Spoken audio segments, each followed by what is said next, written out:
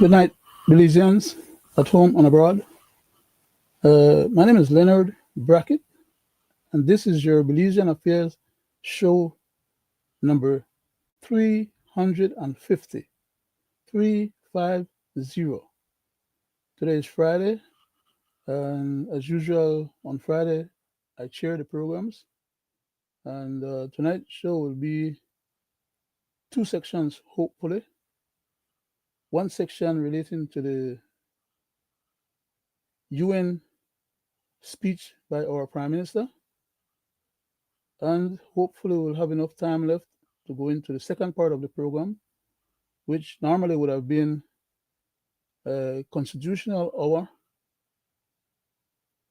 speaking about constitutional matters as well as legal and case law related issues. So, as you know, we start our program with a short prayer and then a short biblical reading. So I'll just proceed. I'll be your chairman for tonight, and I'll say a short prayer. Divine loving Father, thou who art the creator of heaven and earth and all that in them are, thou who art our creator, into thy hands we commend ourselves, asking that thou must continue to bless our family members, friends, and loved ones, each and every one of them as if they were mentioned by name and number. Thou knowest our hearts, our desires, even our most secret thoughts, loving Father.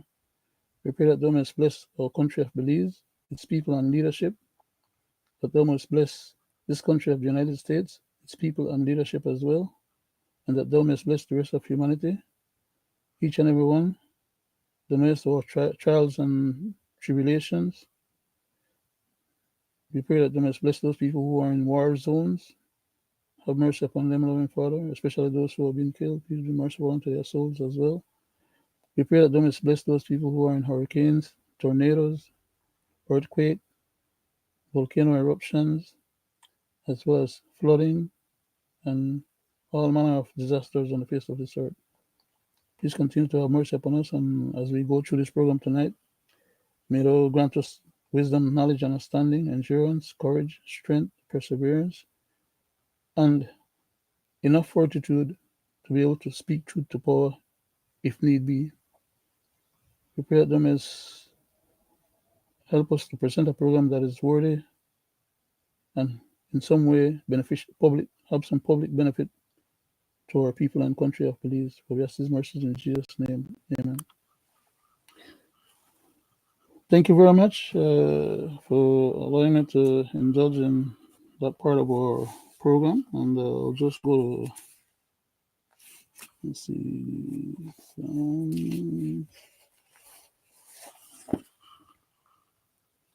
Oh, I was about to read songs, but I changed my mind.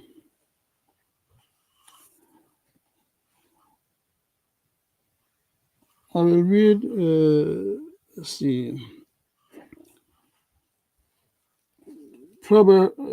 Ecclesiastes chapter 7, verse 1 and 2, which reads as follows. A good name is better than a precious coin.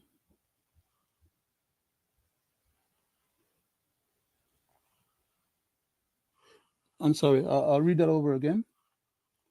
A good name is better than precious ointment, and the day of death than the day of one's birth. It is better to go to the house of mourning than to go to the house of feasting, for that is the end of all men, and the living will lay it to his heart. And that's the end of the reading for tonight. And as I indicated a little earlier, we're going to deal with some of the regular matters that we deal with on this particular program night, which is Fridays. And we're also going to deal with a prescient issue that came up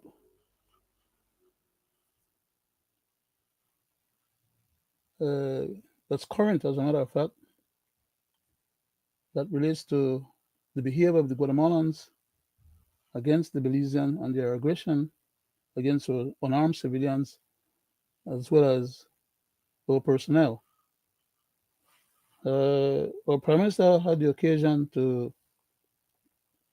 go and speak at the UN, as all the leaders of countries had the occasion to do, and his turn just came up, and as a result, we were privy to learn of his delivery, his speech, and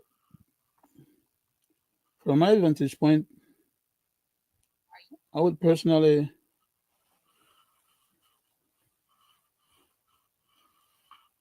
I would personally like to commend the Prime Minister for what he had to say in that particular venue and the way in which he delivered a very positive and concerned message that most Belizeans, I would presume, were happy about.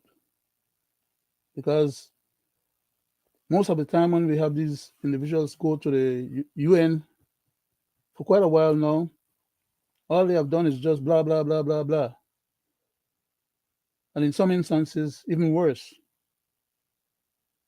They pretend that we had no problem with the Guatemalans and they don't bring those issues up.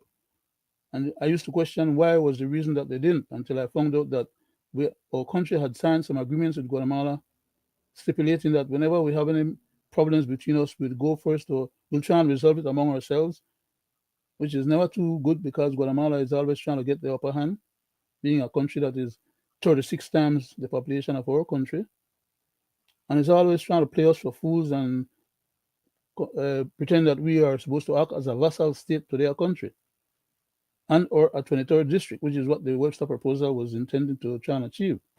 And little by little, we have these people still in our country attempting to implement those Webster proposals, the heads of agreement, and all these other agreements that have been entered into the Placencia 14 and others, the Maritime Areas Act, and they're going to take those that we have been conceded to them in good faith, hoping that they will just cease and desist their aggression. And they just take what they can and keep going for more.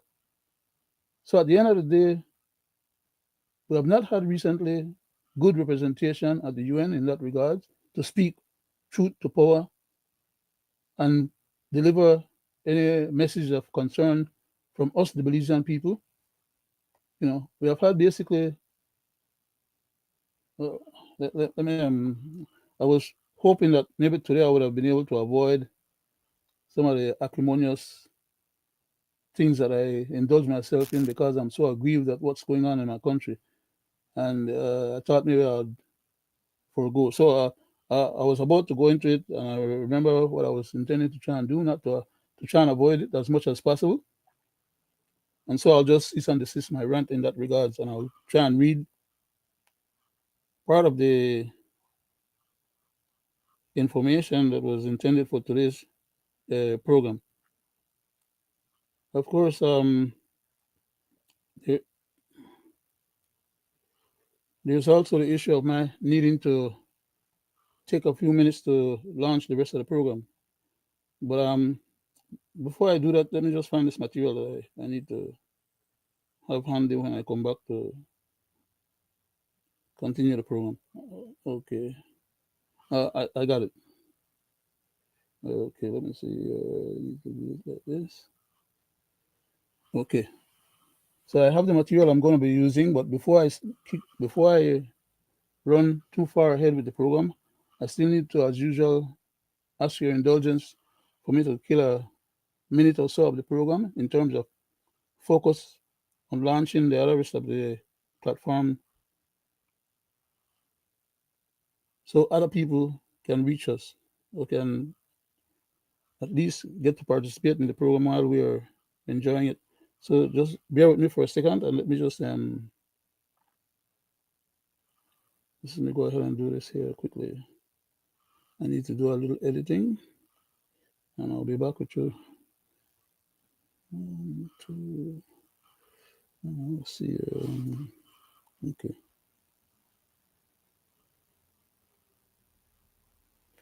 Number 350.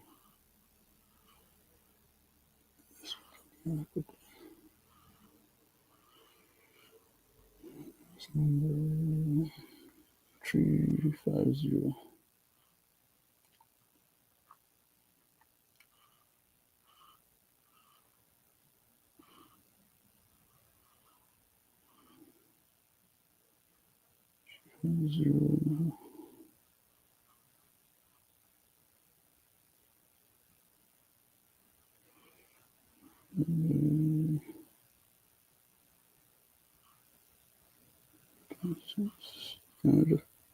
Just a little bit more, please.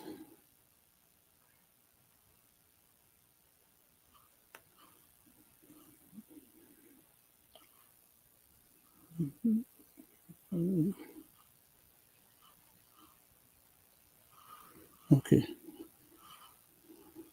Okay, that's done.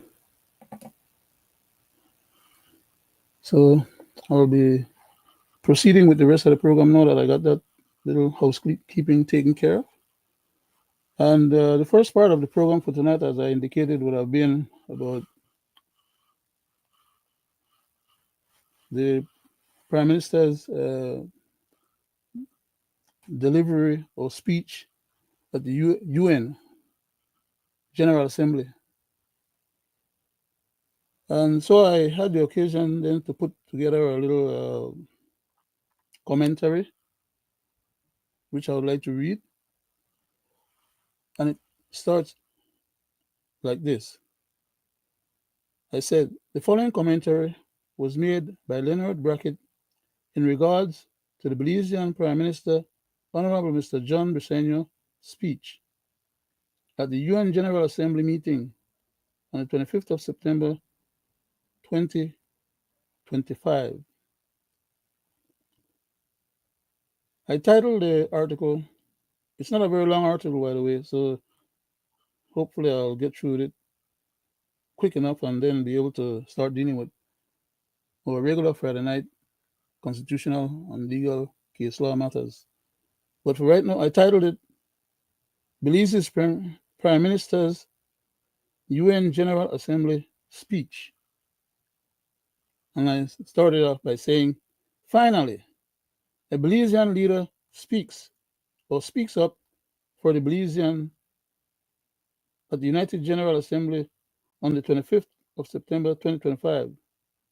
Honorable Prime Minister Mr. John Briceño, I give a grade of B plus for his presentation. I then went on to stipulate a couple other paragraphs.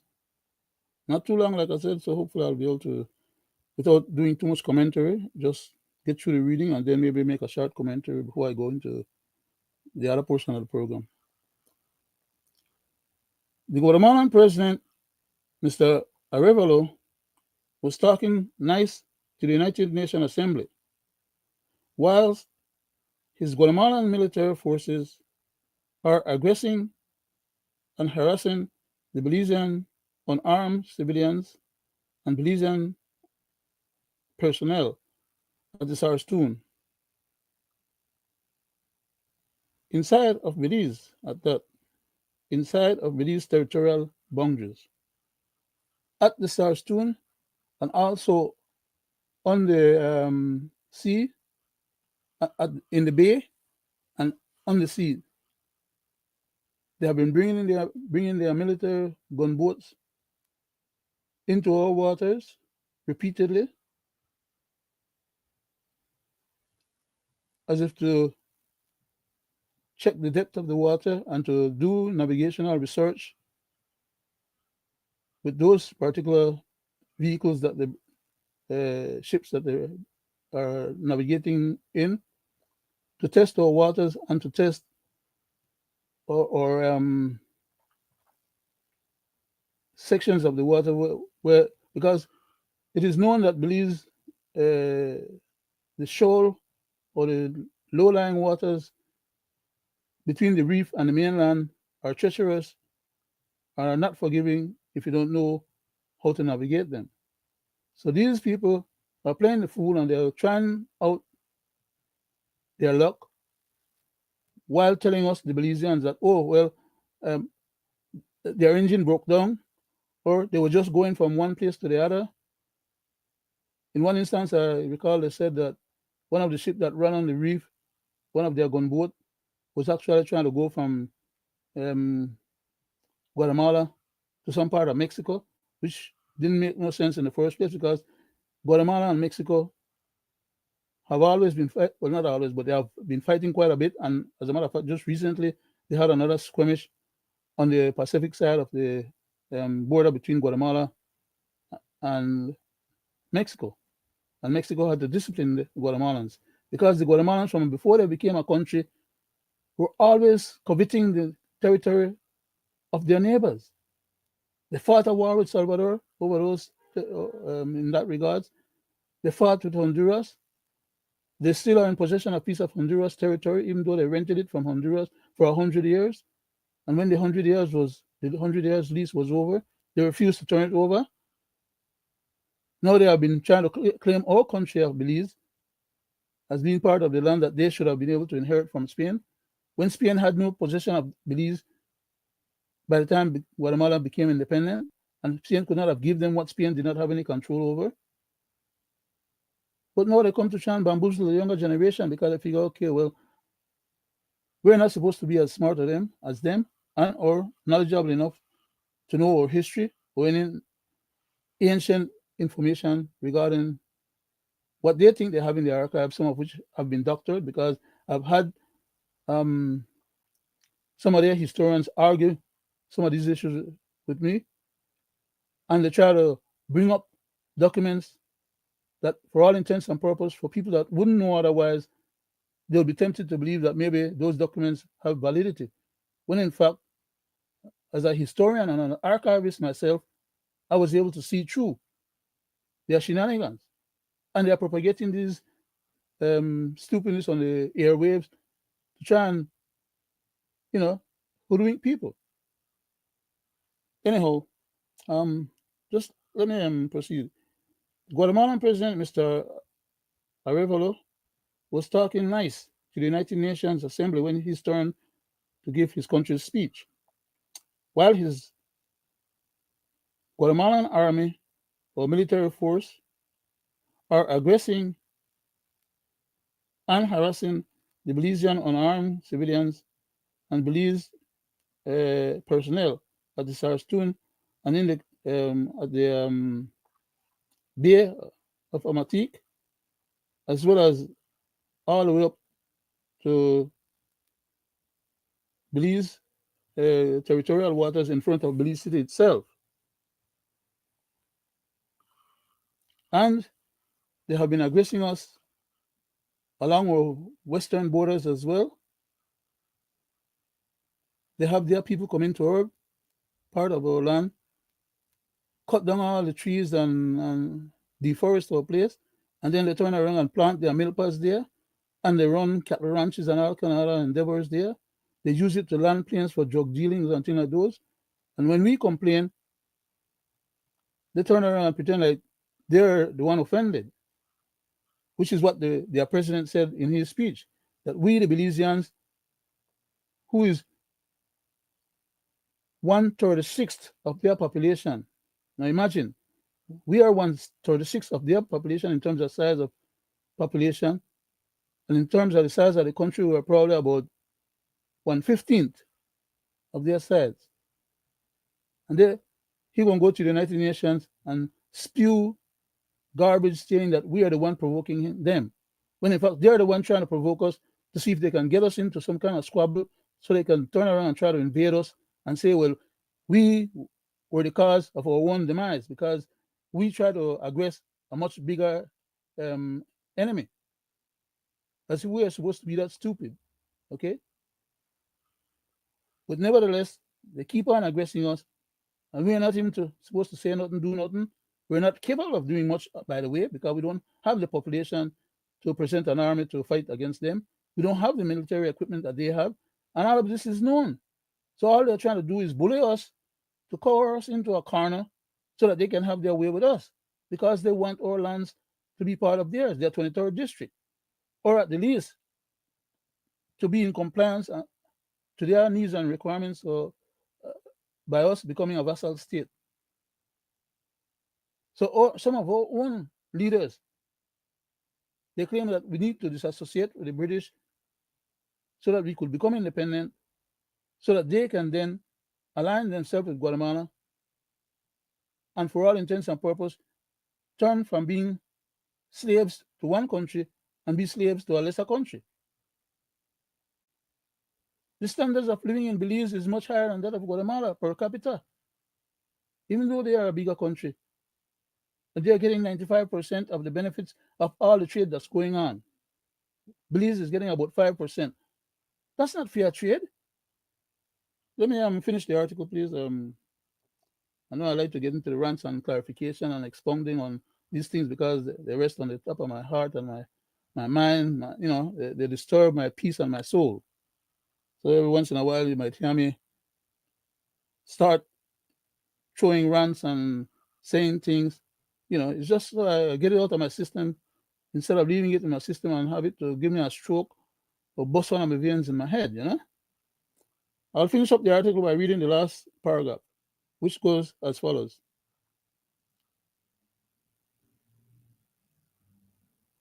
And the Guatemalans are heavily increasing the Guatemala's military force in the Sarstoon area as if preparing for their plan B options.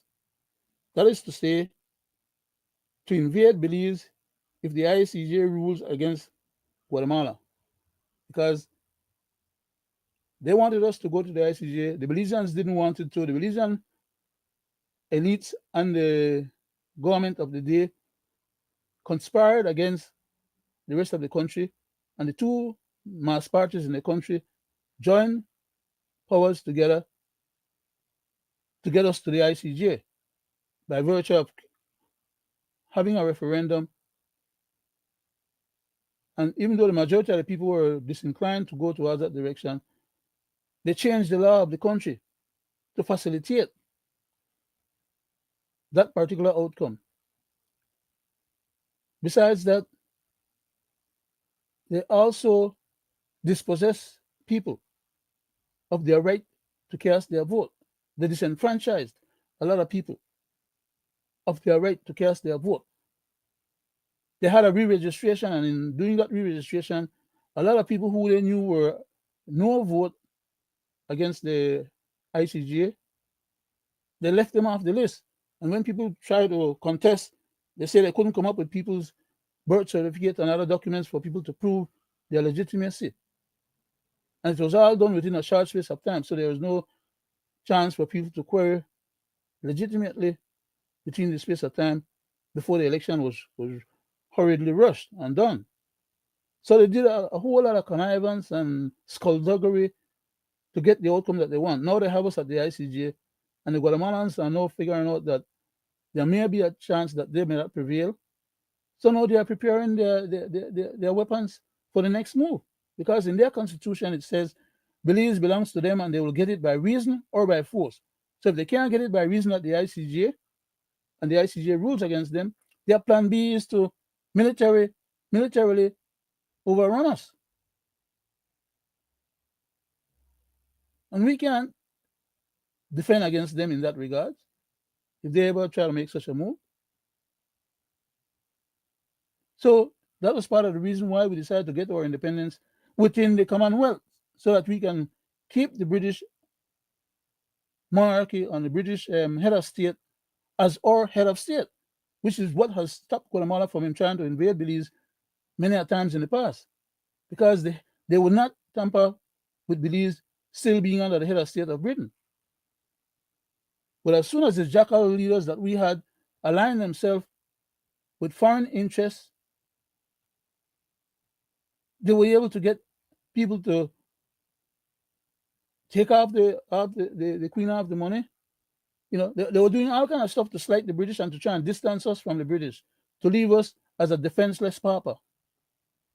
And many people, local people who should have known better, went along with the program. Why? because they were favored individual. They were looking out for what they would get out of the deal. Anyhow, that was the end of that little short essay that I put together in regards to, at least from my vantage point, giving some kudos to the Prime Minister for at least having done a wonderful delivery in terms of expressing all the Belizean people's concern about what the Guatemalans are doing at the Sarstoon and other parts of our border. Within our border, by the way, then they are claiming that we are aggressing them. What they're trying to do is to trap us into a situation where they can legitimately claim that the reason why they had to invade us and overrun us is not because they're much more powerful than us, but it's because we instigated or aggressed them. So they had to defend themselves.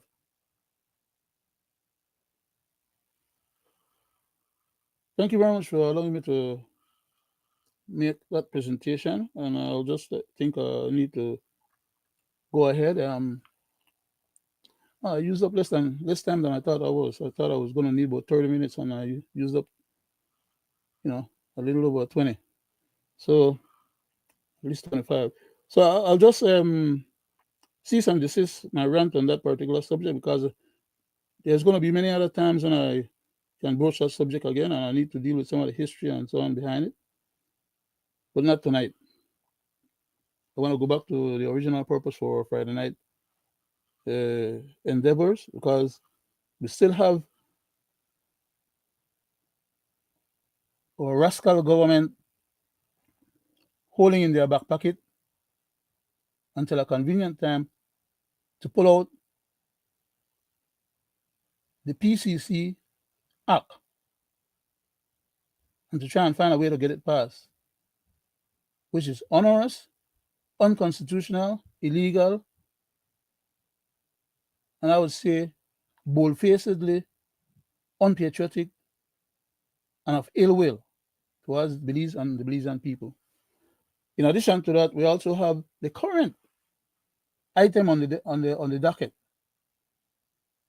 okay, which they are still intent in trying to push, which is the proposed 13th Amendment to the Constitution of Belize.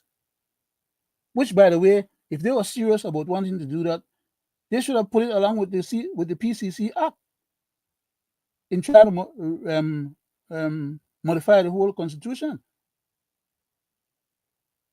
But they're so hot under the collar to justify the illegal behavior of the government and government entities, as in regards to the police department and others, to try and exculpate themselves from the crimes that they had committed before under the illegal, bastardized SOE, or state of emergencies, which we had been telling them for years they were doing incorrectly. As a matter of fact, they were acting as scofflaw, contrary to um, legal and constitutional prescripts, and they laughed us off until the judge found them guilty, and then now they don't want to go ahead and pay the people the settlement, and they don't want to go to the court at a higher level, at the appellate court, because they know at the appellate court, more likely than not, they cannot suborn those judges at that level as they could and has been suborning those at the Supreme Court slash High Court level, local Belize. So what they do? Turn around and try to change the law.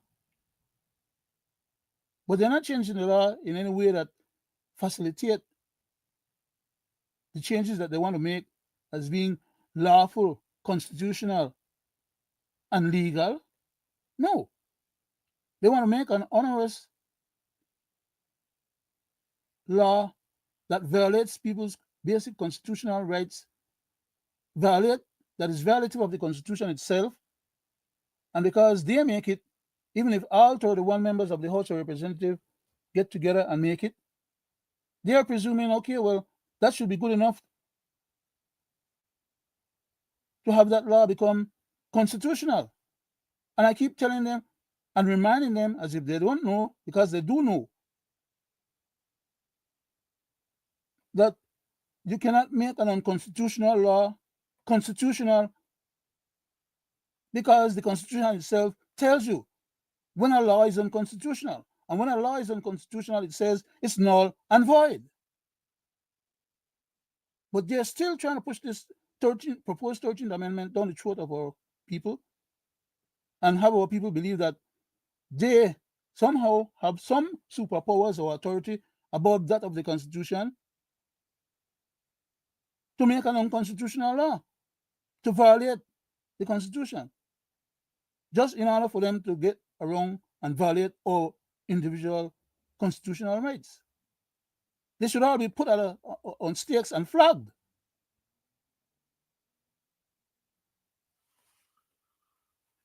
Let me get into the stuff proper. I still have this thing in my hand that I was reading just now. And, you know, I need to transition.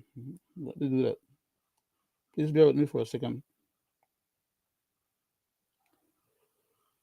Okay, no. Yep.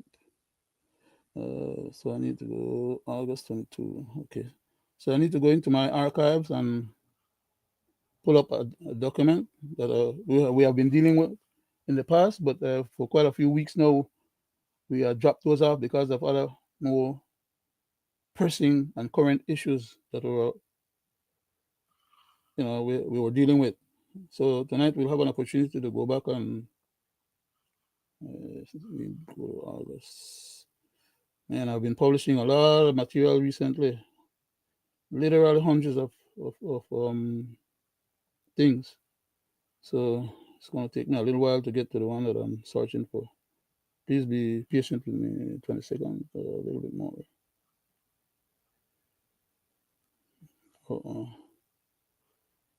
August 22nd, I passed that already. Should be August 22nd. What am I looking for? No. Just bear with me for a second, please. I think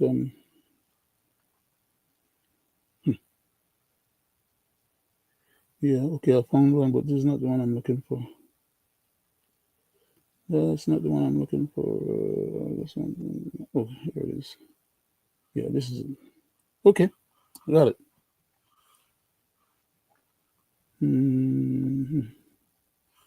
Okay. This presentation, the material for this presentation was done on at least 4 different occasions in the past. We dealt with bits and pieces of it. We started it out, and for whatever the reason, we could not complete it. We just touched on bits and pieces of it on about 3 to 4 different occasions in the past. I'm not sure if, because we're splitting the time again tonight, if I'm going to end up with enough time to hopefully complete this exercise, because I need to transition and go back to the PCC app. And I can't get back there if I don't finish this particular task. So those of you who listen to our program tonight, and those who will listen to it probably over the weekend and on other occasions at your own convenience, please bear with me, because I'm going to be babbling back and forward. And like I said, this material was we tried presenting it before. I see it looks like somebody's in the background. I'm not sure who it is. Or was somebody there and I wasn't paying attention and they just disappeared just now. Holy mackerel. Present or invite. But I don't know. I'm sorry. I think one of our other panelists may have been on or in the background for a while, and maybe I wasn't paying attention and they probably sat there too long. So anyhow, in the interest of continuity, I need to keep the program live and viable. So I'll take another few peeks off and on while I continue. But for right now, I need to move on. And this package here, or this particular essay, is a bit long.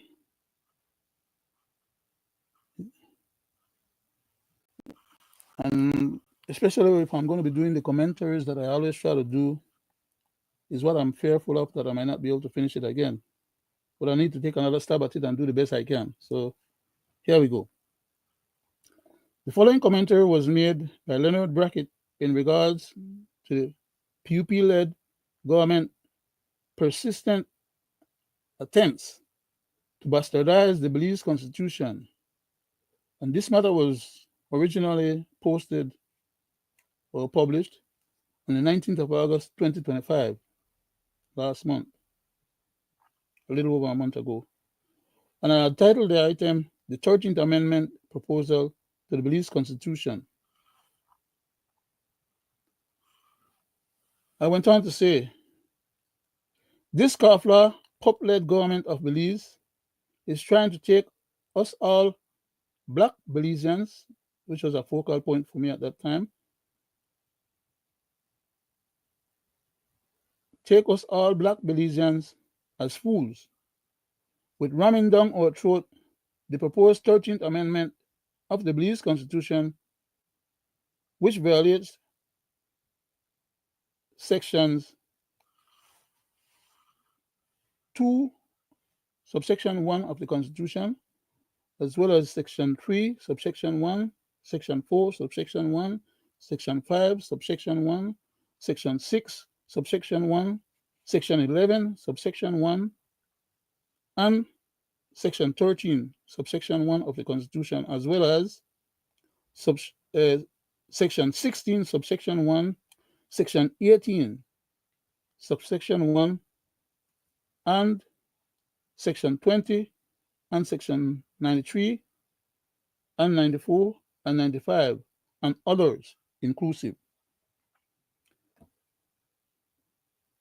Particularly egregious in regards to this proposed amendment is the fact that it's being targeted at certain parts of the country, and in particular areas where only Black Belizeans live, which is why you may have heard me say just now that the government is trying to take Black Belizeans for fools,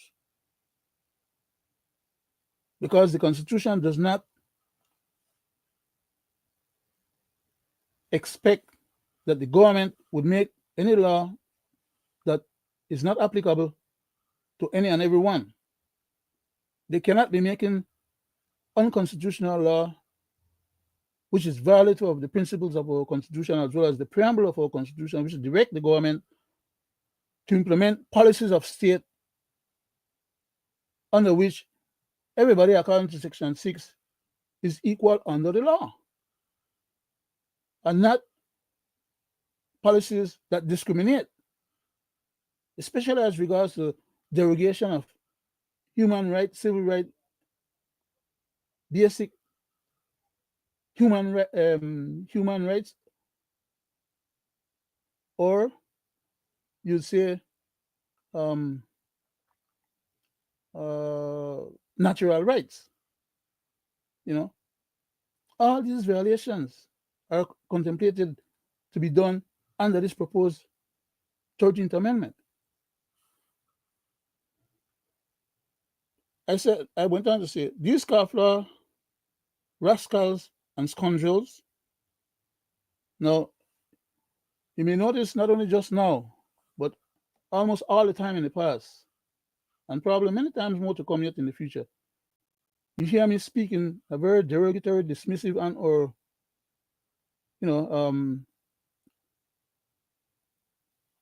uncouth way when addressing these people. And the reason is why, because I'm aggrieved that they are behaving in such a manner that is arbitrary and capricious, without justification or cause to start with. Because the very same people that elect them are the people that they turn around and use this power now to bash them over the head, when there is no justifiable need for that. Only an evil-minded person thinks like that, or people who subscribe to evil doing, especially as a government, behaves like that. And I don't have any problems calling them out, even in derogatory terms if need be, because the terms that I use to express and classify or explain who they are and what they're about is less harmful than the harm that they do because of their behavior. So I don't like the idea or cherish the idea that people waste their time trying to tell me to not be so hard on the government or not be so contemptuous of the government. I'm going to be to them the way they are to my people. And if possible, I'll rise to the occasion to the point that when they commit contempt or relate to my people in contempt or with contempt, and I dare say not only just contempt, but criminal contempt, because they are committing crimes under the color of law. I am no respecter of person in that regard. And therefore, within my rights of freedom of speech and expression, so long as I'm not saying anything that is not false, or, well, if I'm saying something that is false, or if I'm calling them out and saying things about them that is not correct, they know what to do. There are libel laws, but I haven't seen any of them for the few years that we have been on this program and other programs make any attempt. They make laws to try and silence us, but I've seen none of them so far deliver to me a demand for me to appear in court to answer to any of the things that they would consider or want to classify as derogatory of themselves. Because when I open my mouth, as I always say, and speak to any issue or matter, it's because I have the evidence, enough of the evidence to keep myself out of jail. That is that if I'm saying something that is not correct, I'm subject to being charged under the laws. As aggrieved as I am, I can't say things that is not true. But when I say the things that are true and I'm aggrieved, I say it with a level of vehemence and a level of certainty and a level of conviction that I want it to be understood and accepted as being bona fide or valued. So I don't pull no punches, and I'm no respecter of any person when it comes to my country, its well-being and territorial integrity. In that regards, I'm just like any military individual. If I gotta go do battle on behalf of my country, I don't mind giving up life or taking life. In those regards, I'm a resolute vanguard of my country. As a matter of fact, I'm a blood-sworn vanguard of my country. Okay? In 1972, I swore in my own blood a blood contract with my country. And as far as I'm concerned, I'm no respecter of person, whether it be a judge, a jury, whether it be a policeman, whether it be the head of the police department, whether it be a minister, whether it be the prime minister, whether it be the governor general, I'm coming for you. And if need be, I would commit sedition against the head of state on behalf of my country. That's the level of resoluteness that I carry on my shoulder and I live with. That's the purpose of my existence. I proceed further. These scofflaw rascals and scoundrels conspire in cabinet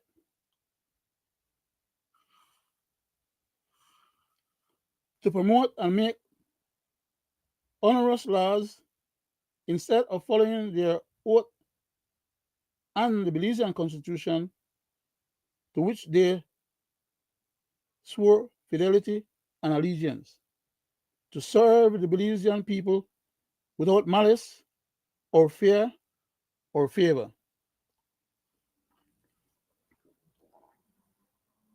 And they should stop bastardizing it, the it in this case being the Constitution, whilst acting like demons on crack or something else, as they hide behind the powers of governance and they hurt Belizeans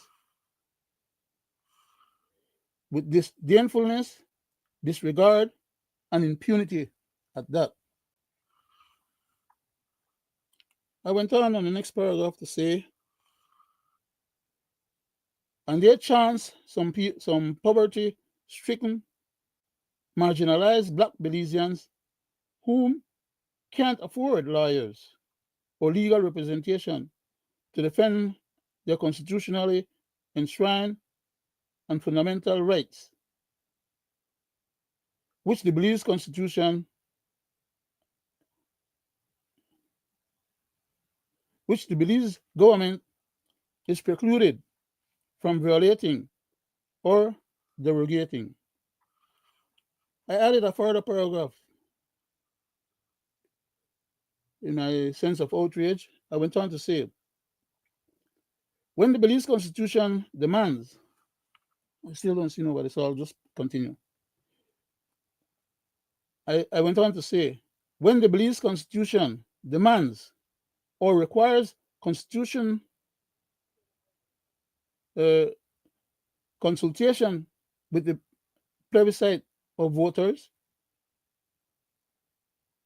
it says, it in this case again being the Constitution says there shall be a referendum for the voters to agree or disagree for government derogation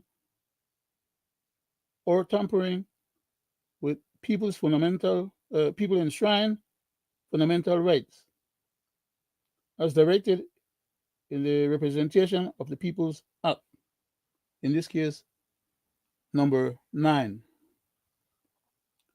I also went on to stipulate, and not the bogus limited partial consultation as the dereliction of duty with a few individuals, few dozen of people, and not the Belizean majority, of which constitute 500,000 plus. So it is not right for the government to pretend that they are doing consultation with the country, and a country of 500,000 plus people, by them going and having a little meeting here, there, and everywhere with a few dozen people, and then turn around and say that therefore they are authorized by virtue of having done consultation, and the few dozen people that they consult empowers them or authorizes them to take away the majority of the people's fundamental constitutionally enshrined rights. I would say that's ass backward, like some people are saying in a blackguarding way. It's improper, it's immoral, it's unethical, it's unprofessional, and it's devilish. It's amount to demonism, deviant practices. They're bamboozling the people into accepting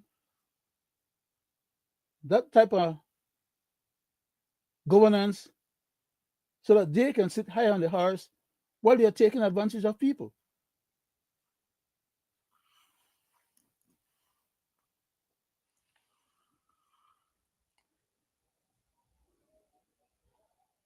And the majority of the people of whom do not get to exercise their franchise to register and record a vote, and that constitute then and then compliance to the Belize Constitution's prescripts and requirements. Whereas the Constitution says that we have a right to vote, as compared to a previous Attorney General who had stipulated, and I had to go after him for it, that there's no right to vote.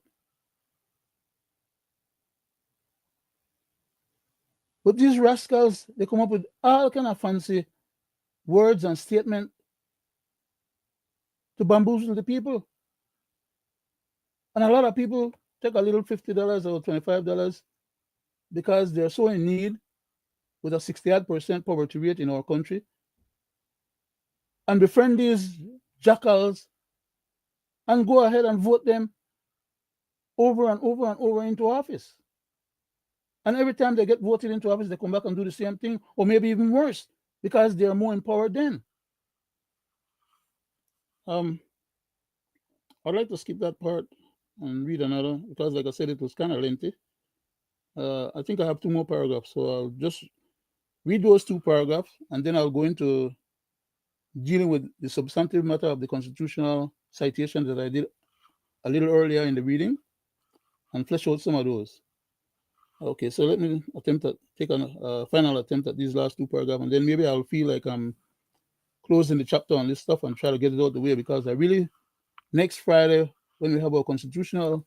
Oh, I see Mr. Wade in the background. He must have been there before. And I also see let me bring on Mr. Wade for a second. Greg could be in on when he's ready. Mr. Wade? Good night, sir. Good night, sir. Sorry about that. I was carrying on a little while ago, and I noticed somebody had came on, and I didn't caught that somebody was actually there, because Yes, in my sir. mind I was just running, right? Yes, sir. Yes, And sir. I don't know if it was you or maybe Greg, which of you. And then by the time I realized that the person was there and I was about to try and address it, it disappeared. So I said, oh man, I messed up. So I don't know how long that person or whoever it was may have been on, no, but I was just carrying on the show. Welcome, Mr. Weird, and welcome, Greg. Thank you guys for showing up tonight and, bring to the table whatever you have available and grace the show and our people of Belize in this particular endeavor. I was about trying to read off the last 2 paragraphs, and so I would have been, I would have been able to say, well, succeeding in getting to the end of it. I don't know if you gentlemen would be kind enough to let me just do that, no? Go ahead. Thank you very much. Okay, I'll try and do that as quick as possible, and knowing that.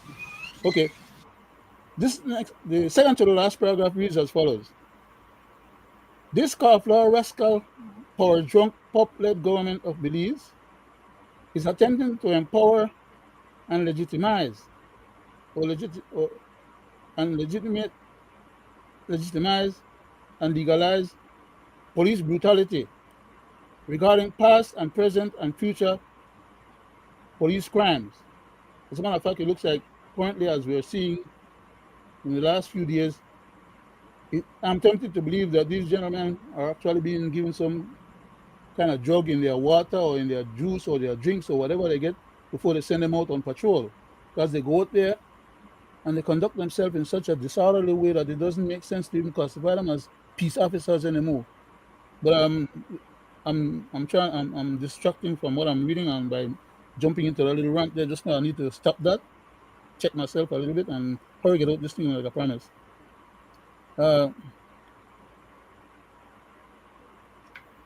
Regarding past and present and future police crimes under the color of law, by creating and implementing unconstitutional police policies of state against marginalized Black Belizeans. And the last paragraph reads as follows. I'm trying to get it over with now. Instead of following existing laws and lawful police practices to investigate and arrest and charge and prosecute and convict and imprison the real known hardcore criminals with whom the police and government LIU, which is an acronym for a group of individuals who are gang members that they are working with and paying them salaries in order for them to not having to go there and commit crimes in order to feed their family. They negotiate and pay to reduce criminal activities as the Belize government implements bogus state of emergency on selected Black marginalized communities. And that's the end of that. And I'm feeling kind of elated that I got to the end of that particular thing. And as I promised, I'll just turn the show over back now, Mr. Wade. I'd like to ask Thank you you. forbearance, Thank sir. you, Mr. Chairman. Thank you. It's a pleasure. Sort of, You're welcome, sir. elusive um, for your show tonight. I'm glad to be here. I wanted to come on a little earlier, but we have power outage, and the power just came on. Oh, Yeah, okay. like 5 minutes ago. So glad to partake in you know uh, your program here tonight. Thank you very much, sir. And it's a pleasure to be in your company, Greg. To sit in your company. I'm a little late and thing, but better late Better than late than never. never. Take it right on mode. Thank Yes, you, sir. Mr. Wade. Good night, Thank you, my gentlemen. brother. Good night. Thank you, Good my night, brother. Back to you Greg. there, Mr. Chairman. 'Cause Okay, good night, Greg. I'd like to turn it over to you for your introduction and initial comments. Thank you, Mr. Chairman. You're welcome, sir. Good night to you, the people at home and abroad. Want to welcome you to this our 350th episode of Belizean Affairs. Mr. Chairman, with your permission, I want to go right into our tape. Because Go right ahead, sir. we here in Belizean Affairs has been discussing things that are happening in our country. And I find when we discuss major issues and we pass our comment,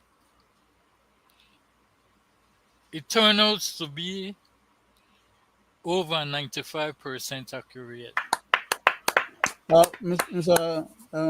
Mr. Brackett, Greg, uh, one point before we move forward, sir.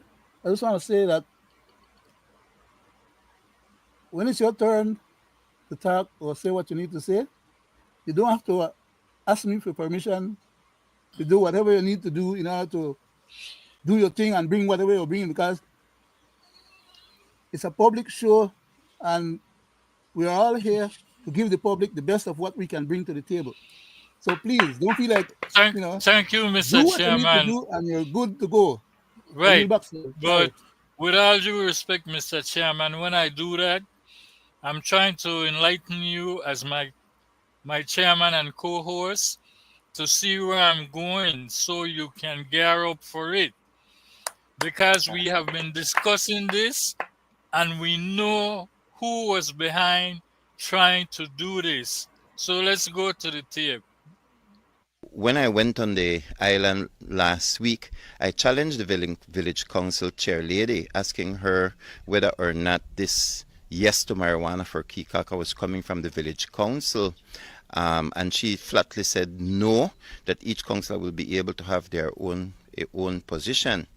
But when I read the referendum question itself, you could clearly see that there was some kind of government input the way the question was written. And so I made a video that said that I don't believe, based upon my presence on the island and questioning the leaders, I don't believe this question arose on the island. Well, lo and behold, yesterday they launched their campaign, and by today we see the minister of New Growth Industries, Karim Musa, who is, by the way, also the Minister of Police, putting his face on the yes campaign. And so there we go. We see that there is a government representative and a very powerful minister of that, who is supposed to be the Minister of Police, who is supposed to be reducing drugs on the island, pushing for marijuana. When we say that our police officers don't know whether they should arrest public smoking or what they're supposed to do, because the law prohibits public smoking.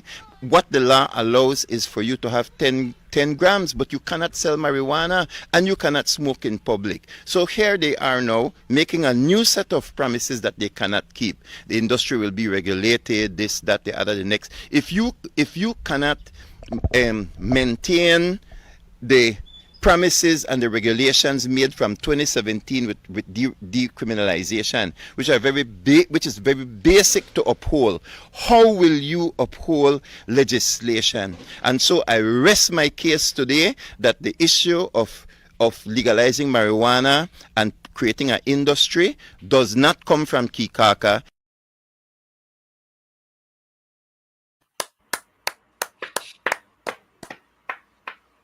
Gentlemen and people at home and abroad, I will go to you first, Mr. Wade, and then to the chairman before I say what I want to say.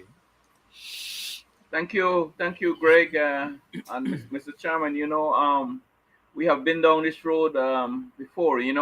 Um, they started already, and they see what the churches had said and what they had done in terms of their first push for marijuana. And lo and behold, this very same Karim Musa, the Minister for Police, was behind the first marijuana, the first weed situation, right? Now he's back again with his next weed situation, and we know for a fact, we here on this program, we know for a fact that it has government interference, right? We know for a fact. We had said that before. So my dear cousin, he's right on the money, and he has a good observation skills, and he brought it forward, and we've been bringing it forward.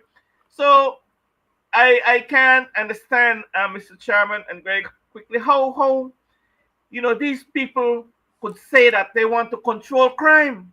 They want to, they want to do right by the Belizean people, right? And it's so ironic, Mr. Chairman and Greg, that they went to Kikaka, who has what 600 votes. I would say 600 or 800, right? Compared to the Belizean populace of 500,000 or maybe more by now, right? With all the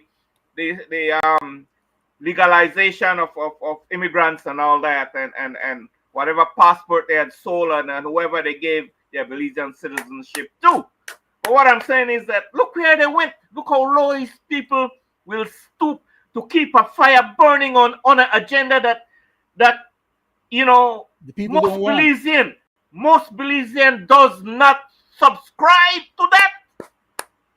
Most Belizean. So, in my personal view, it's all about the tourism, and it's all about a few people on the island, Making some money. and not only on the island, around this country, a few that will be making the money, right? Mr. Wade, marijuana. I don't think marijuana grow too good on the Keys. Too much salt. So go ahead, sir. I'm sorry. So all this push, I'm Greg, and I'm glad that you brought that up. And I want to applaud my cousin, Louis Wade, that Reverend Louis Wade. I want to applaud him for standing up for what he believes in. Same as myself, I stand up for whatever I believe in. That's what I stand for.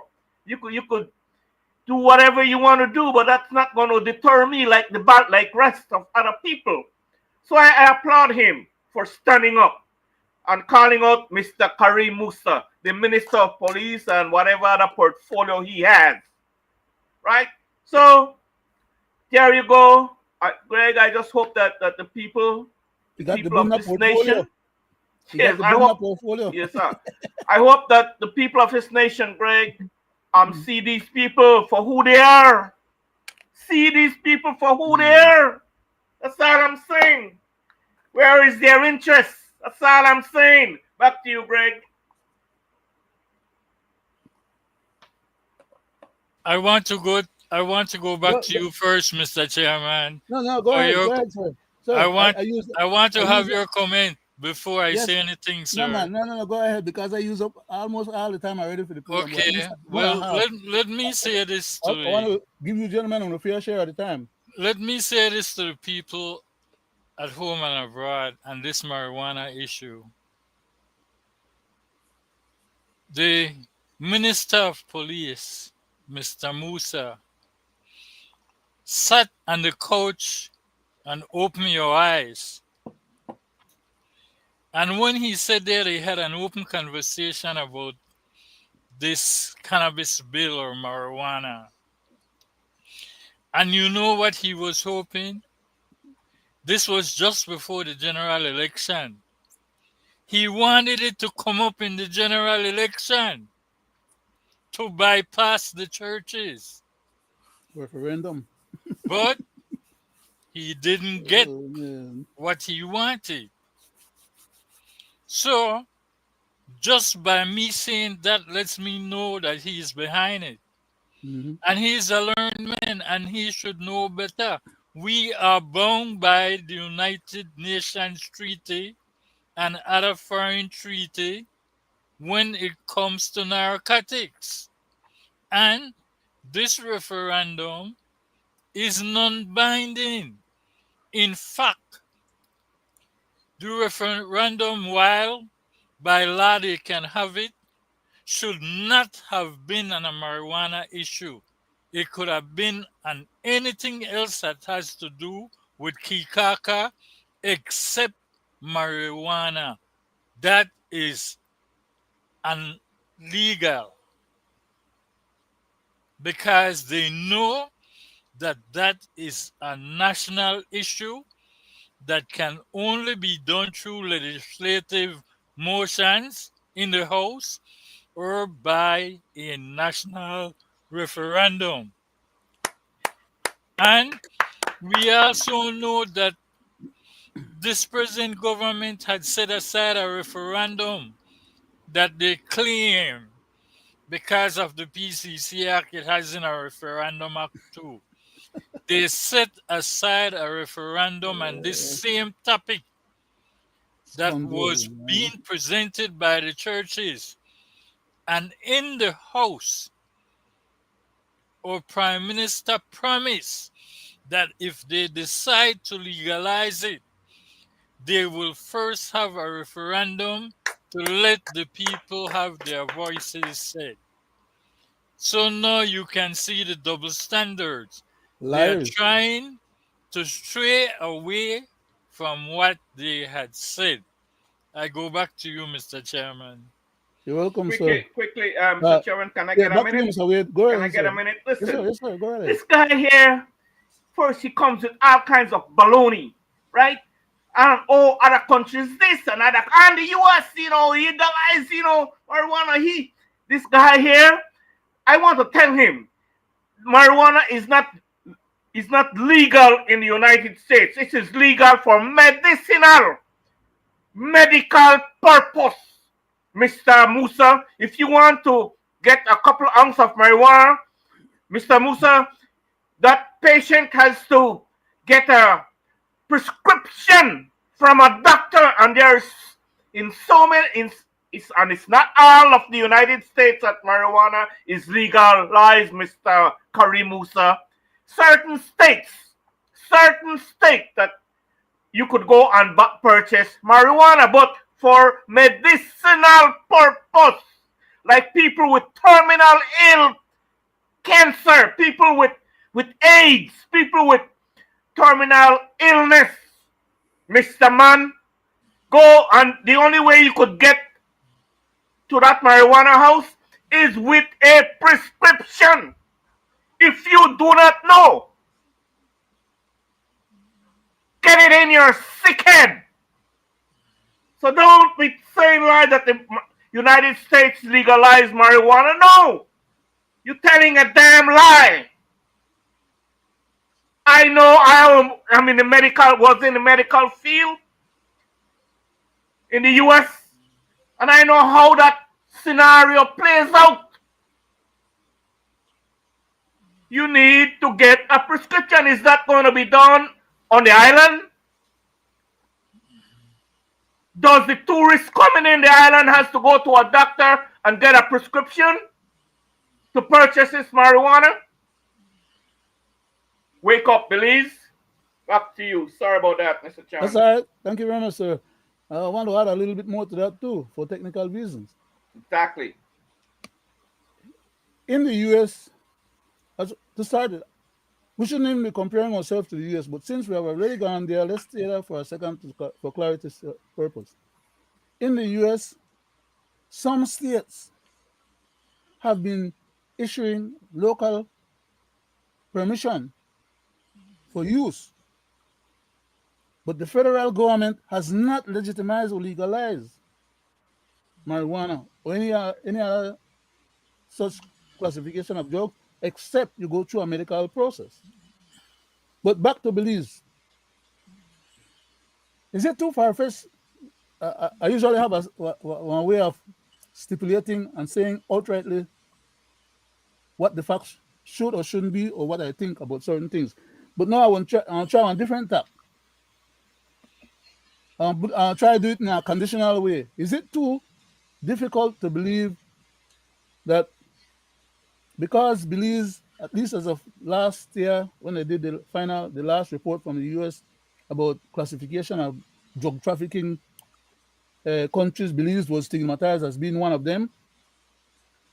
Is it then that our government and these officials are trying to legalize it in our country so that we can have legal use and expand and accept the designation as a drug country on behalf of our people, and therefore not allow our people to go to jail for dealing in small amount of drugs, and maybe to expunge the record for the ones that we don't go to jail, take them out of jail and let them out, because now the marijuana is going to be free to be had, and therefore you have to justify having people in a jail to spend long time while others out there they run around free, have access to it and smoke it.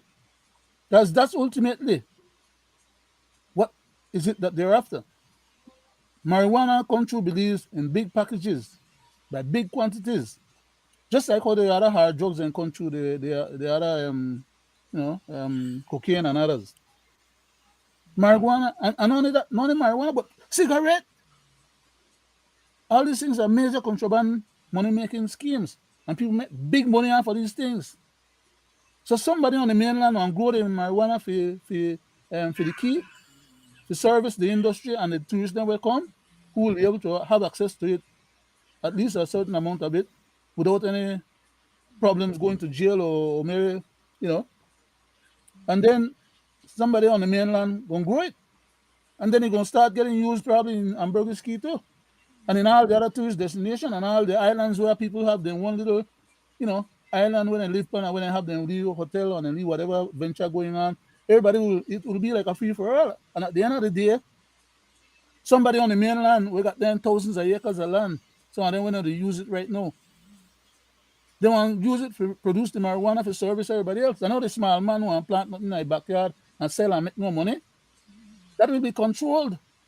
They don't have to get licensed. Like I think the minister himself said on one of the program where I heard him spoke, that all these people have to have the dispensary, they have to have the controls, they have to have this, they have to have the tax things in order. They have to. I mean, the man talk all the fancy tax, and I don't have to tell the people that not only really black people left on south side where they try to spin nothing right now, where they go to jail and get no chance to redeem on themselves and sell on the thing free of cost. And no, that's not what it's about. It's about harnessing tourism money. People are come to Belize and come to Kikaka and many other keys them want to do it and make their money because the tourists are flock to it because they don't have to go to jail for using it. Is it too far fetched to believe that that's the proposition? I yield back, Mr. Wade. Go ahead, Greg. The thing is this, right?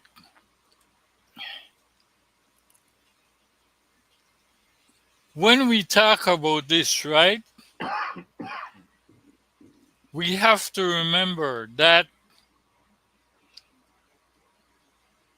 the Referendum Act permits referendum on matters of national importance, but cannabis legalization implicates criminal law, commerce, and international treaty, which cannot lawfully be determined at the local level.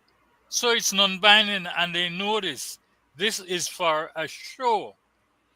They are trying to use this knowing damn well it's non-binding and it should not be produced in a referendum because it's illegal. The man is a lawyer. So that is where we are at. But Mr. Chairman, I know you had presented this stuff before, and I want to go to it to let you see what is happening, not only with the cannabis, but let's listen to this. I know you will smile. Only about a dozen people showed up today for the government's third public consultation on the controversial 13th Amendment bill in Dangriga. The session, scheduled to run until 4 p.m., wrapped up by noon, presumably due to poor turnout. The consultation, held at the Russell Chiste Garcia Auditorium, focused on strengthening the legal framework for declaring a state of emergency.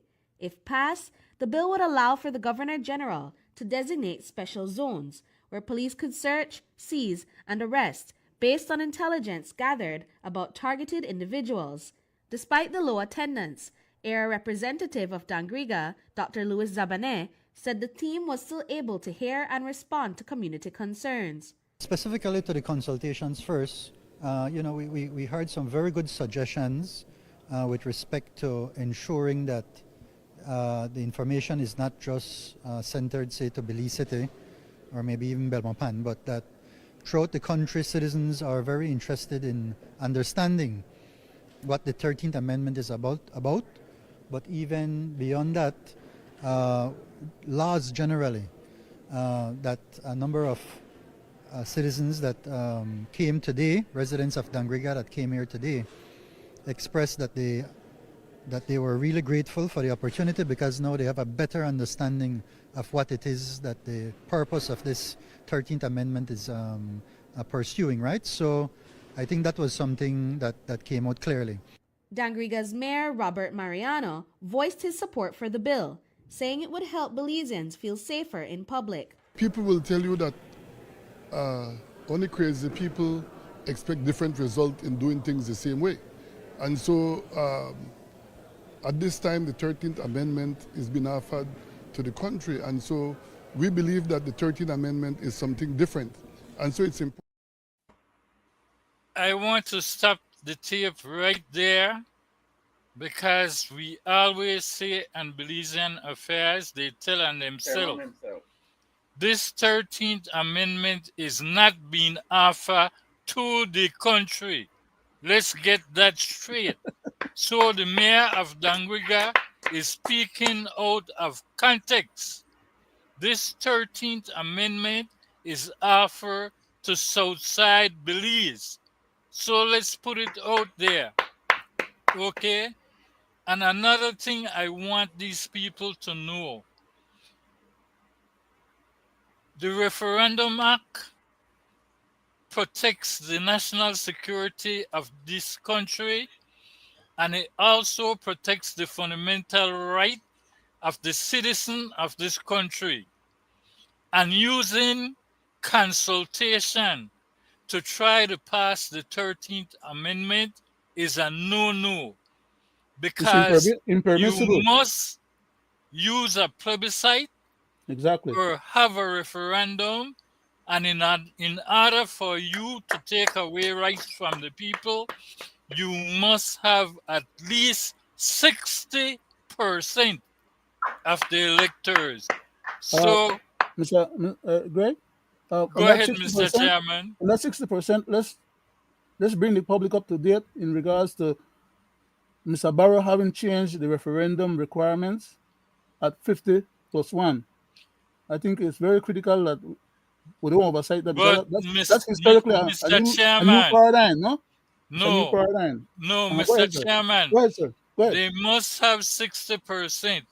What Mr. Barrow did was the Referendum Act to go to the ICJ, which is different. This is a national issue that falls under fundamental rights. Sir, I don't wish to be argumentative, no, but I was just trying to bring that or point that out to you because that's a historical milestone. And based on that historical milestone, the government can cubbyhole or push itself into that to say, right. Well, they can try to use that. So I will not debate the point because I don't want to provide them with no excuses or no justification. Well, let me say this to you. I have read it, so I'm sure of what I'm saying. Okay?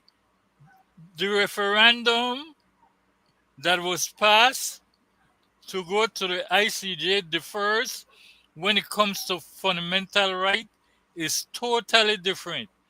And you will need 60% to get by that. I go back Okay. to you, Mr. Chairman. Thank you very much, sir, and thank you for the additional input and clarity. And I just want to continue on the same vein in terms of what the 13th Amendment would be doing in terms of its violation of the Constitution. And having read the whole of the dissertation that I did before in so many different on so many different occasions, but we didn't get to complete the reading of the Constitution citations themselves. We just cited the Constitution, but we didn't read what the Constitution is saying in its own words. So I'll just go then to Section 11 of the Constitution, subsection 1, and it reads as follows: except with his own consent, a person shall not be hindered in the enjoyment of his freedom of conscience, including freedom of thought and of religion, freedom to change his religion or belief, and freedom either alone or in community with others, and both in public and in private, to manifest and propagate his religion or belief in worship, teaching, practices, and observations.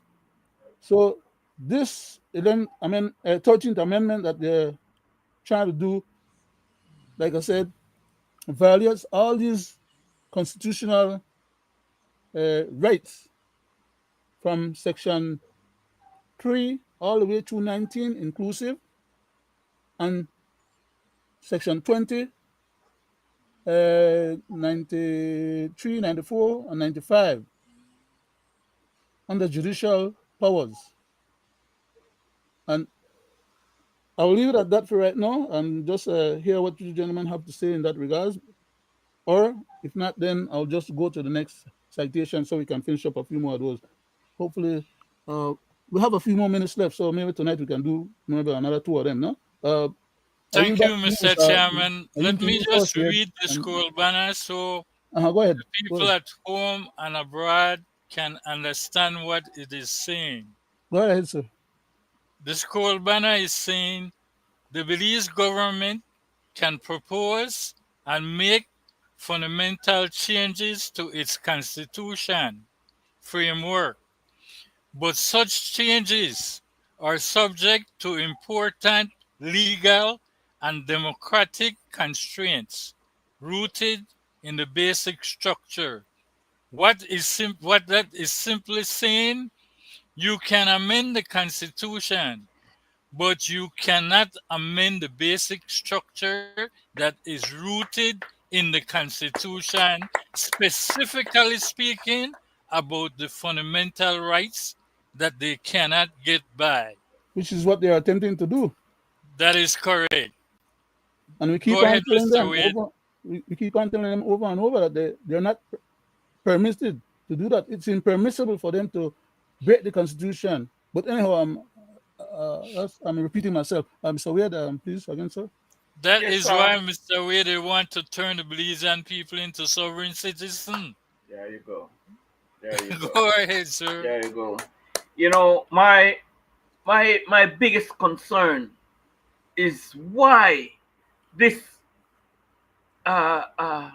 present government does not want to hold a referendum on all the items that they want to shove down the Belizean people's throat. That there's a scheme that they come up with, these things that they concoct, and within themselves, this small circle, and the masses out there has no input. And they make it quite clear that they don't want the masses out there to have any input in these bastardized and illegal practices that they're carrying on in this country. That is my biggest concern. I want to have, Mr. Chairman, I want to have a say in the 13th Amendment. I want them to put that for a referendum. I want to have a say in the marijuana bill, the weed bill that Karim Musa want to push down he's talk about it's on the Kikaka. No, that's gonna be nationwide. They on the line. They're gonna pass Kikaka can't trump the rest of the country, as Gregory had pointed out earlier. Right? How can 600 people, Mr. Chairman, how can 600 people could, cast an entire net over 3 or 500,000 people? How could that happen? How could that happen? But this government here will make sure that it happens. If they even have to bring the military and the police at your house, they will do it. Mr. Wade, not to cut you short, it happened before, right? And I want the people at home and abroad to understand how it happened. They went to the house and they passed the common assault bill for certain people. So remember now, the common assault bill was passed to protect judges, to protect police officers, BDF, Coast Guard, teachers. When the Constitution specifically says everybody should have equal protection under the law in Section 6. Meaning you cannot make laws for certain people. It has to be equal. What that is telling you, Mr. Chairman, that we have, what that is telling you, have a higher echelon of society in our country and a lower echelon. Animal farm. Right? And yes, that is exactly, and you hear this crown at the UN anyway, I'm not going to go into that. I'm not, back to you, Mr. Chairman, back to you. All I'm saying, we need the entire nation to participate in these illegal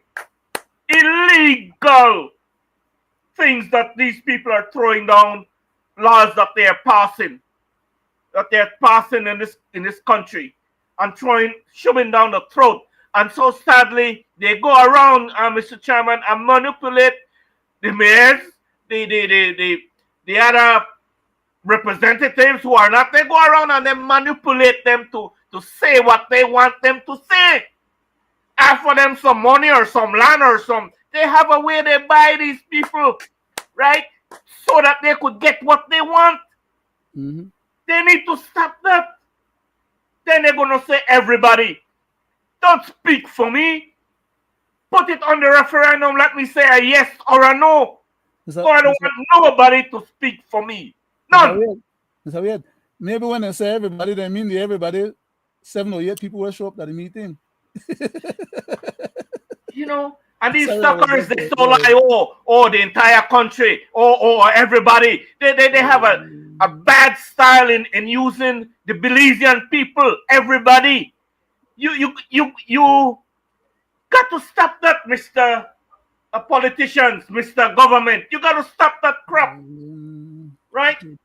Because it's not everybody in line with the illegal things that you guys are doing. I see it as illegal. You might see it in other forms or other way, but that's the way I see it. And I want my God-given rights.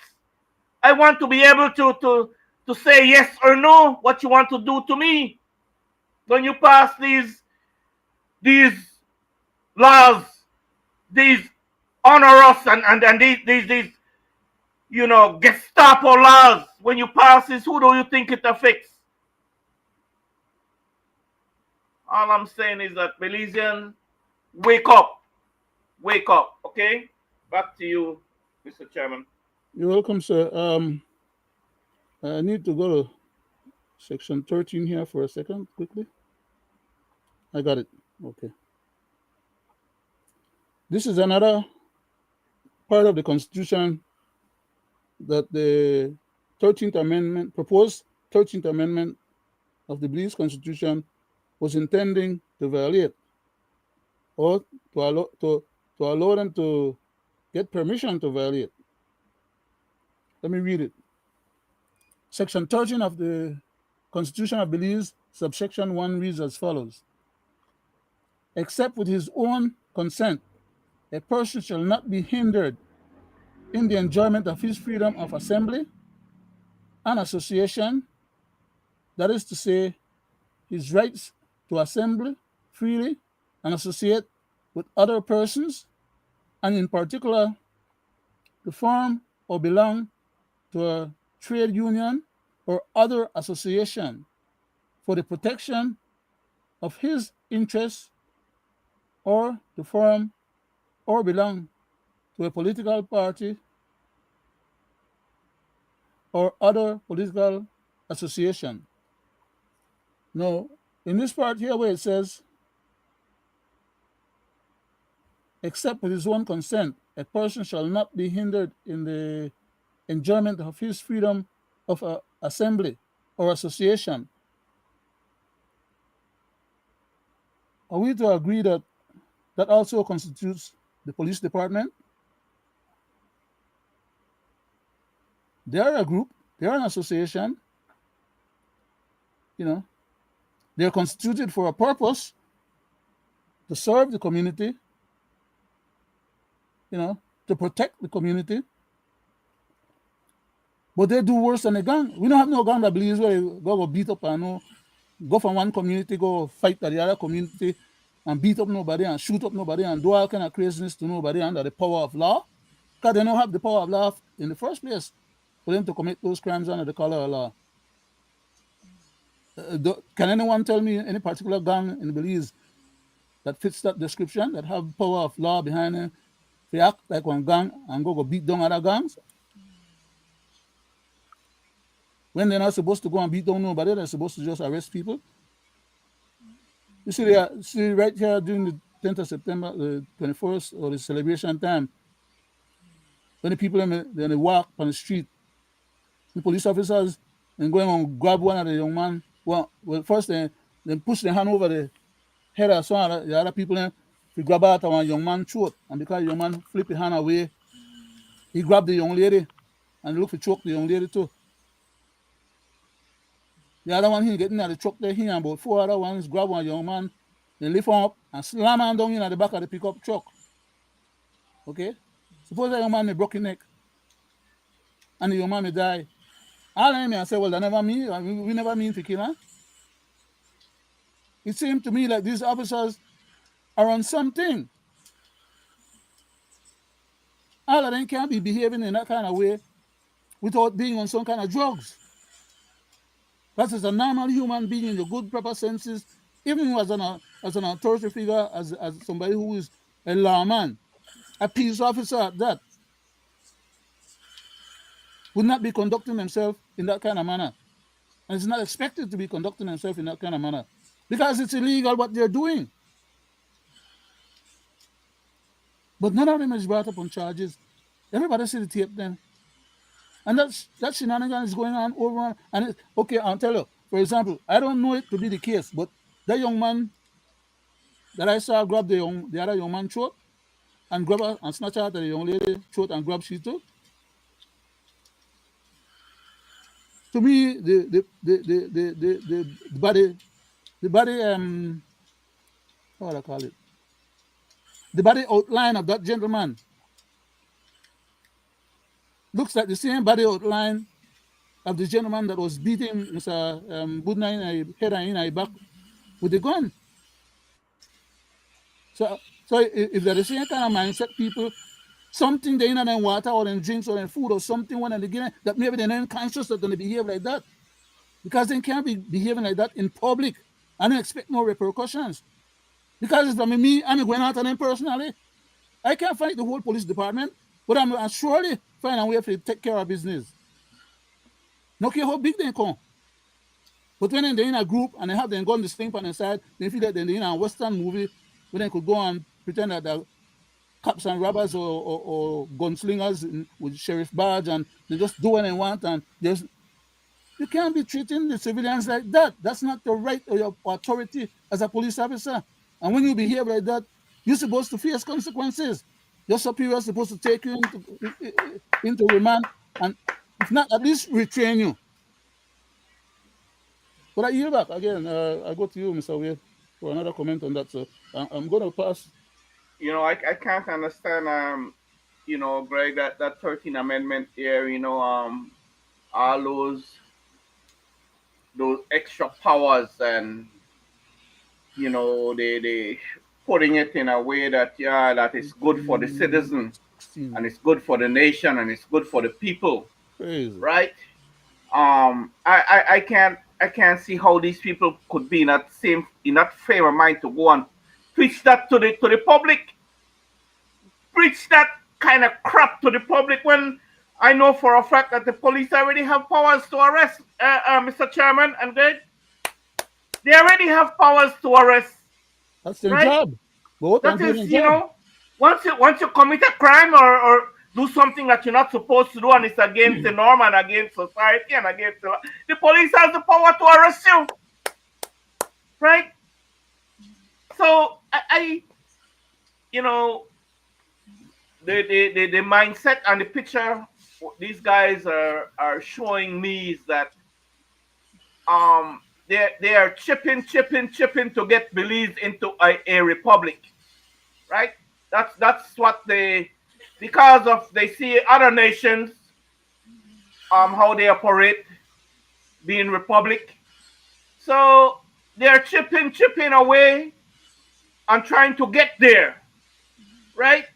On the expense of the Belizean people, right? Which is so sad. And I call the Briceño administration publicly here through our medium. We need a referendum. We need a referendum on the weed bill. We need a referendum, and I'm talking only, we need a national, that constituency referendum. Where the hell do that come from? Where do that, well, is that anywhere in the Constitution? Mr. Wade, We need. interrupt you just for 1 second again. I know it's a bad habit, but it's very important that I do. I'm not doing it gratuitously. As you mentioned about having a referendum, that island is not even half of a division, a constituency. You mentioned the word constituency just now. They're less than half of a constituency. How can they have the authority and make a law that's going to have effect on them and be above the whole constituency of Belize Rural South, which they are part of, much less for the whole country? I just wanted to bring that in context. That is ludicrous. Like you always say, Greg. It's ludicrous. You know how these people, how Karim Musa could come up with this kind of mindset and think that the nation will be okay with that. What is wrong with this man? Money. Huh? Isn't. And anyway, I say no more on that. All I'm saying is that we need a referendum, a national referendum, and we need a national referendum on the 13th Amendment, and also a national referendum on the changing of our constitution. Right? 3 things we need: a referendum for, Mr. Attorney General and Mr. all you leaders, Mr. Briceño. We need national referendum for the proposed changing of our constitution. We need a national referendum for the 13th Amendment, and we need a national referendum for the weed bill that you want to pass in Kikaka. Back to you. Thank you very much, Mr. Wade. I'll go to you again, Greg, for your comment on that. Thank you, Mr. Chairman. I have one more thing that I want to read, and then so we could close off the show now. Go ahead, sir. Sorry about Thank you, Mr. Wade. And Belizean affair, we always hear they telling themselves. The Prime Minister got up and said we need the 13th Amendment because we need to stop this little small amount of young men who is hampering people, can't go to work, can't go to school. We need to pass this to control them. Crazy. Because We can't have these young men violating other people's rights. Mr. Prime Minister, you want to pass the cannabis law. We can't have a little amount of people violating the or national people's laws. rights under national security, sir. It's a national issue that must be dealt with nationally. And only for the The tourists. same way you want to deal with these young men, the same way we need to deal with this cannabis referendum, because you are favoring a small minority over a larger minority. Mr. Amen to Mr. that. Brackett, can I contextualize what you just said there? Go ahead, sir. The Prime Minister has a penchant as a business person, apparently, because that's what he's known, and everybody laud him for being a business person. He has a penchant for always preferring foreign interests over the interests of local Belizeans. I hope I'm not saying too much or biting off more than I need to chew. But It if is I what it bite it is. off, I will definitely chew it before I swallow because Plain to I be know I don't got no seen. teeth in my stomach. Plain to be Okay. seen. So now here make this thing proceed because that thing cannot proceed without going through cabinet, regardless of when it's a minister of police, the advocate. He cannot go through and succeed without cabinet's acquiescence. And for anything in cabinet to succeed, has to come through the blessings of the prime minister to start with before you get the cabinet. So that's why I'm bringing up the gentleman as the prime minister and head of cabinet and pointing out to him the way I did when I brought up the point just now, that he has a penchant for always favoring doing things that benefits foreign interests because they're not local Belizeans and get no authorization to make the money off of the weed or if you smoke the weed. Because they don't have a national law already that binds them to a certain amount possession only, otherwise you go to jail still yet. So if they catch any black boy with a little bit weed or they smoke it, you still going to jail like before, and you still have a police record, and you're still in a jail and become a real criminal by the time you come back out. While the tourists them that we gonna make one special law and give them more powers and authority than the local Belizean people under the constitution, just for us to make a few dollars more. Come on, man, I yield back because we're at the end of the show. I don't think I'll But get to read this other thing. Mr. Chairman, My question, quickly here, make I clear this up in my mind. And Go ahead, sir. listen, Sorry, Greg. so if the police gets that south side Lee Black Boy with one, whatever will be the amount that they is gonna authorize out in the keys, right? What will they do? Still going to jail because you know apply to the city or the rest of the country. Just Kikaka, which is why we were saying that the laws that the government make and that they authorize supposed to go for everybody, which is why we read anything out what the thing they violate. That's why we read what the Constitution says. Mr. Chairman and Mr. Wade, it's a clear cut, and we don't need a case for it to see that the Minister of Home Affairs, who is also the Minister of Police, who is supposed to have the police follow the oath that they took to the Constitution, protect and serve, who is supposed to arrest for narcotics, is trying to push this forward. He should be placed on interdiction and be demoted. Worse than that, to be honest and be frank, I would venture to speculate. Now remember, you see how I use my word then specifically and, and I pick them while I choose them, right?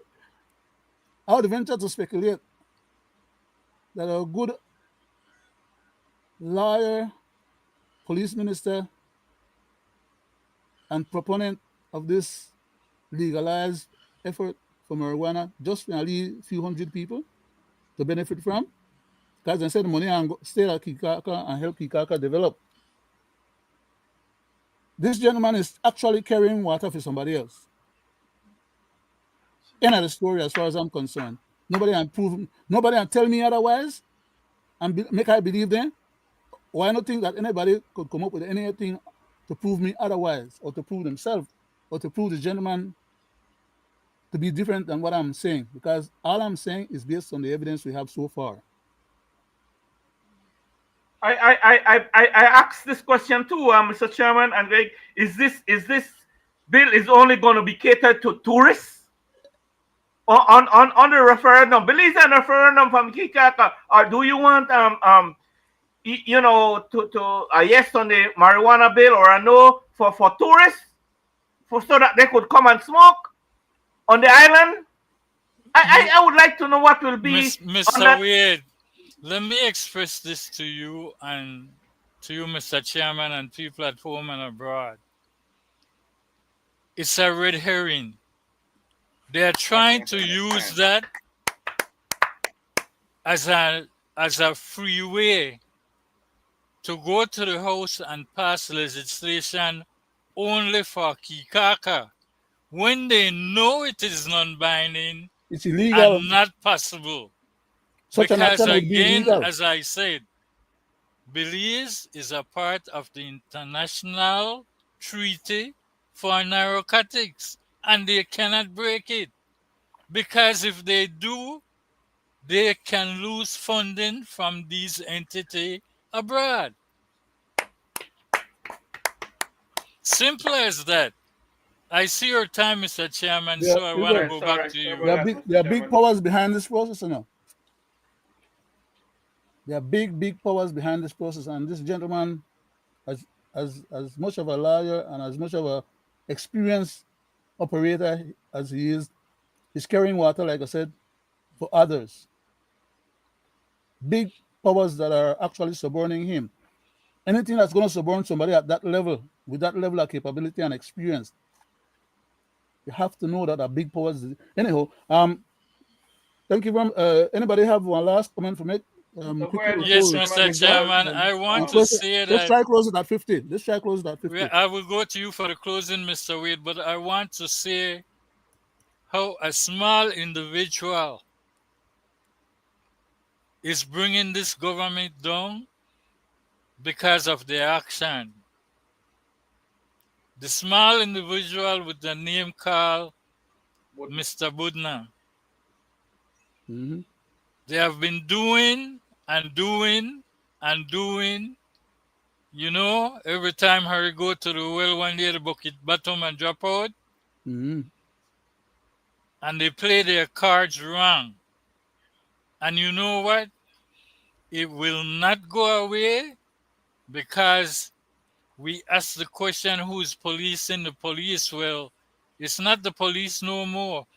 Foreign inquiring minds is looking at this case, mm-hmm, and they want to see the outcome. I go to you for the closing, Mr. Wade. Mr. Chairman, you want Go me ahead, to? sir. Okay. Go ahead. Well, you know, rightfully says there, Greg. Like I say, this action that was taken by these four individuals, when he called the name Rosado, the commissioner of the disgraced commissioner of police, and he called the name Karim Musa, mm-hmm, came from Buddha's mouth. How he end up with those names, I cannot say, but it came from their mouth, from his mouth, right? As to the actions that these people are taking against him. Right now, I say this to say that, you know, like you say, inquiry mind want to know. We had said this on this program, that on previous program, it's not going to end well, because the outside world is getting involved. The outside world with agencies from outside of Belize. Agencies from outside of Belize. We're going to see this through. People with long arms. Right? So, Mr. Briseño, tighten up. I think you should better come clean to the Belizean people sooner rather than later. Right? before you close off, Greg, because we're at that point right now, Yes. within a few seconds. Thank you very much, Mr. Wade. Thank you again, Greg. But before you close off, Greg, I want to say this. I started off tonight's program lauding Mr. Briceño for the presentation that he made at the United Nations, which was, from my position, I give the man a B plus. No? But I think what that thing did for him, that presentation what that he did, kind of rehabilitate him a little bit. And I think that may have been the purpose for which so much work was put into preparing him for that, to the extent that he did a successful thing that many of the other previous prime ministers fail to do on our behalf, on behalf of the country. That is, step to the plate in a time of crisis. Mr. Chairman. Speaks on truth to the power. Mr. Chairman. But that will only help him for a little while, because just like that other thing that this Budna thing will blow over, yeah, and give a little reprieve now, but the Budna thing is not going away. It's getting bigger and bigger, like you said, and like Mr. Wade said. But I yield to you quickly, Greg. Mr. Chairman, quickly. I want to congratulate the Prime Minister on his speech. Yeah, he did a good And job. I'm saying this personally because I have been saying this nights and nights on this platform.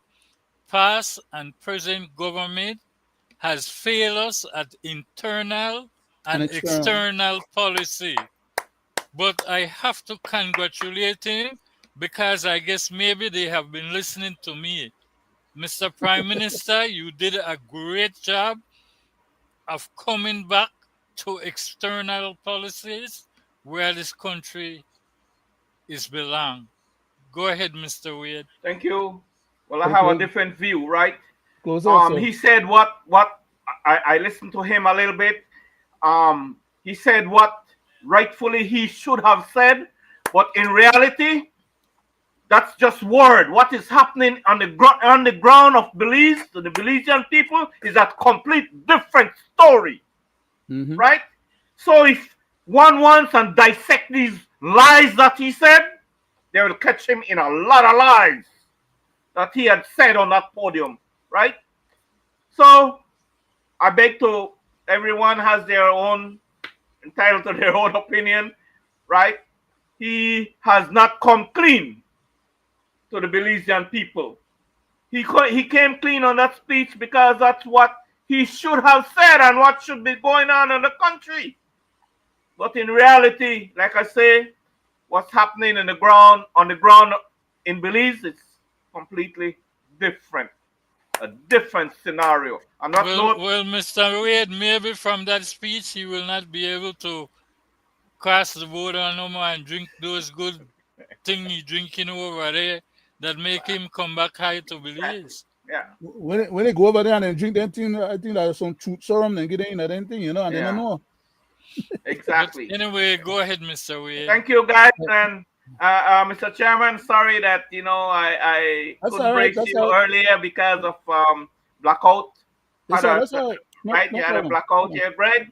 It's a pleasure, sit in your company again, and this really should shed some light, more light on what we have been talking about all this while, right? And trying to bring to the nation, bring to their attention of the kind of people we have and the kind of people that we are trusting, putting our trust in. Be very careful. Open your eyes, open your ears. Listen to these people when they speak, right? On that note, I want to thank you again. It's a pleasure. And to our viewers and listeners, we welcome always. Thanks for your support. And those, who support us, please share our program. Please share to your friends. And thank you. And Mr. Chairman, thanks for very nice program here tonight on our 350 edition of our Belizean Affairs show. Greg? Nice program, sir. Thank you. Thank you, gentlemen.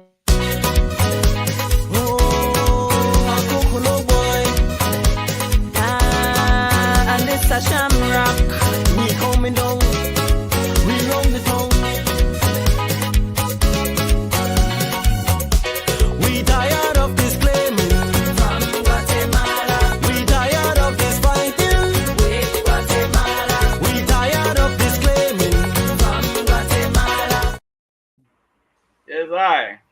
Nice program for the 350th. Excellent. Greg, I never know you were in